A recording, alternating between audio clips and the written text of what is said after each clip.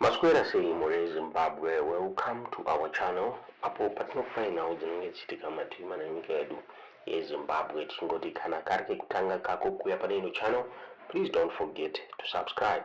Kana uchinge wagara wakasubscribe, don't forget to comment and share this video. Tinena waita kuigira muzvara nhasi muri Zimbabwe azinomira mushe.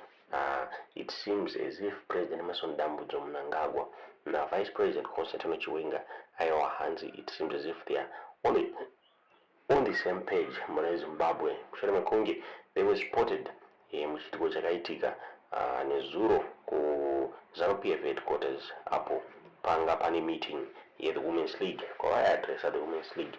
Vaviri ava vanoratidza kuti vanhu vanoziyana vari pamwe chete. Vice President Constantino Chiwenga vanoratidza kuti he is in full support of a Constitutional Amendment Act number 3 and donzvo ravo nderekuti bata reZANU-PF rienderere mberi. Zvakanzi izvo pane makunga akabuditswa achinzi chikonzero chakaita kuti ZANU-PF ipushe this Constitutional Amendment Act number 3 vaitya kupasa balance stick kuna successor vaMnangagwa vasati vane full succession plan. Hanzi asi vaviri ava vanozivana. Chiwenga naMnangagwa vanhu vaviri and they want to form a one-party state muri Zimbabwe. But Chiwenga is going to be the next president. He hands whether after 2030 or before 2030, but that is going to be inevitable. But Chiwenga is going to be the president of Zimbabwe and vaMnangagwa vari kuzviziva. Hazvina kumira mushe muri Zimbabwe. It seems as if now iri kubuditswa factional fights anga ari muZANU-PF.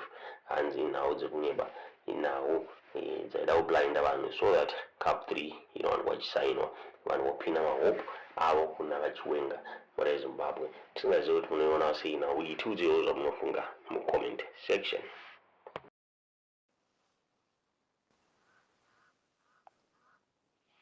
A very good morning to each and everybody. This Saturday is a Sabbath today. We must remember to pray the Almighty for us to overcome everything we were just planning. All right. Varume. And ndichitsigirano kita say audio ya forward from somewhere na Godis what is love.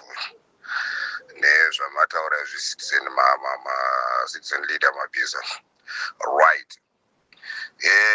Ngatisatopotarisa zvakawanda kana dzimwe nyika dzakatipoteredza kana kuti umbavha ndo hwatiri kuziva uri kuitika. Ati ndo hwatiri kuziva tese, hapana asingaziye. Denounciation yekuba kwavo yakatanga kubva kunana Vageza vakataura, vana Matinyarare vakauyawo vakataura, vana Comrade Knox vakatitaurira, kutangira kubva pagold mafia yeAl Jazeera muchingoudzwa umabirirwa muri kuitwa neeverything wirawo, all aware of all what they are doing kuti vatibire vana. Zveumbavha takunatsozviziva izvi. Kana vakutotarisa zvemari dzamakutochiva edzana mundende whatsoever dziri kuitwa na free education zviri kuitwa kunyika dzakatipoteredza izvo. Imemi tarisai kuti pakabviswa cash 22 million something cash, hard cash makatarisa pamuchato womwana waTagwirei. Isusu muno we are less than 18 million vanhu vese vari muno muZimbabwe. Saka pamari yakabviswa paya iri kudarikidza kuti mumwe nomwe nezvana zvedu zvese population yakaverengwa yevanhu vese wa 17 something less than 18 tese nenhumbu zisati dzazvarwa dzese tawana million mari yakabviswa hard cash. Saka iwo zvise moyo mako utarisa uone kuti mari iyo iri kubva kupi ende mari haitombobvumirwa kugara iri in large sums saizvozvo. Ndosaka pakazwa hurumende yeAmerica yakati takakumirira mukanya ida unopuwa hard cash, hatitori kushedzerwa kuti muso wava millionaire in cash kwete kuti what takangokumirira kuti upuwe mari iyo tione kuti uchagara ikoko here nemari yacho because ndokuri kuitwa zveuori neumbavha nokuita sese, kana kuti uchauya nayo because kuno ukatibvumire kuti munhu agare nemalage sums of money akaita saizvozvo. Saka izvizvi mwana wese uri kuzviziva.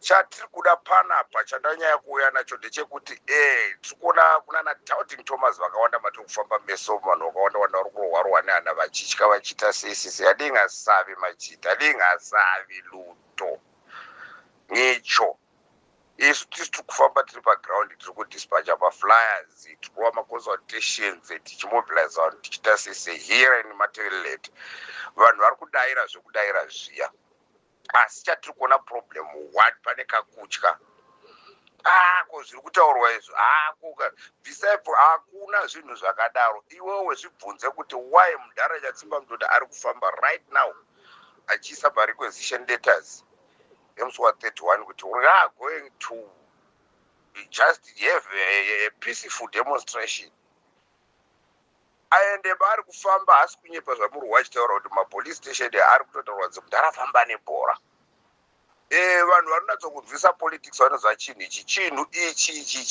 ichi chakaipa zvokuipisisa zvokuti tatourawa tadamburwa musoro saka nyangwe variko kudhuze naiye nevamwe vari kubuda paskrini vachitoshedzera vanhu vakuru vari kupfeka masikavha vasina paunofa wakamuona asina sikavha ramunangagwariyari anonzi ndozvikananda zvacho vari tokurudzira kuti varume pushai chinhu ichi uko hakuna iriko tikangobuda neuwando hakuna any reaction because so far ma-uniformed forces edu ese they are against it vanhu vari kushanda ma-CIOs vari kushandiswa vamwe vacho haasi ma-permanent CIOs they are hired mercenaries vanhu vakahayiwa ndo vanhu vari they are very few zvekuti kungobuda neuwando hwedu hapana kana chavanokwanisa kuita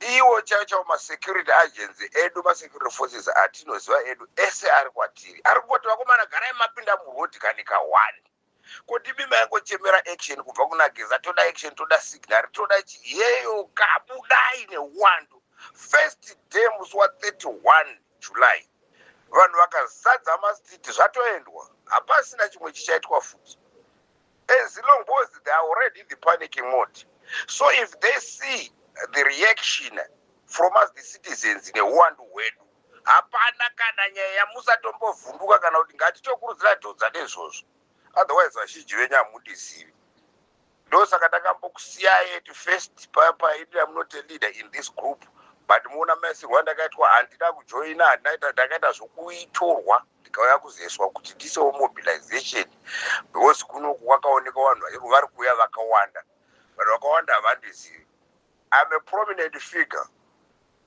in these political cycles mukatarisa zita rangiro riri kuti King Zakadani muchasakara neni and I am working in the system so I know everything I am within the system this oppressive system we are just fighting right now so ndopa munoona ndichikosheswa kuti mobilization yandopa inenge ine validation of information which is intelligence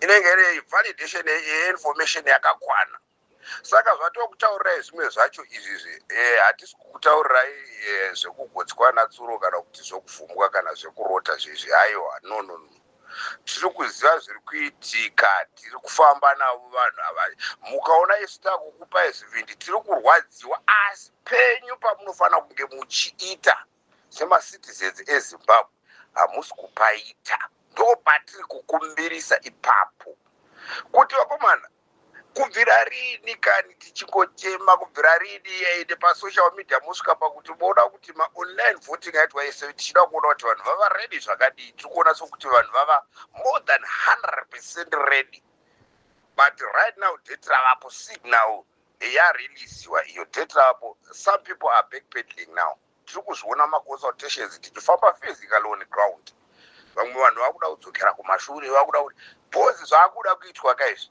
isu kutaura taiwa zvikana takutanga kutoridza hwamanda tosuka tese takadai saka nyaya iripo ngatisatyei isisu tiri kuda kuti vanhu vabude ngatibudei tese ngatibudei ka1 musi wa31 tikangobuda musi wa31 mutaura kuti zvezvo vakunakidza sei musi wa1 kudanonzwa nyika yese because tozowana Doubting Thomas those who want to peep through the windows vanenge vakangobira vakamirira kuti toda kuona reaction kuti zviri kufamba sei zvichaita sei zvichazodii no ngatibudei tese ka1 asi muchazoona kuti mukangobuda manumbers akanakidza musi wa31 my god tinonakirwa uchinomukaka regai muone zvenyu masecurity agents enyu especially the militaries there to defend us saka rakamirira reaction military is waiting for our only reaction on this 31st ndinotenda zvangu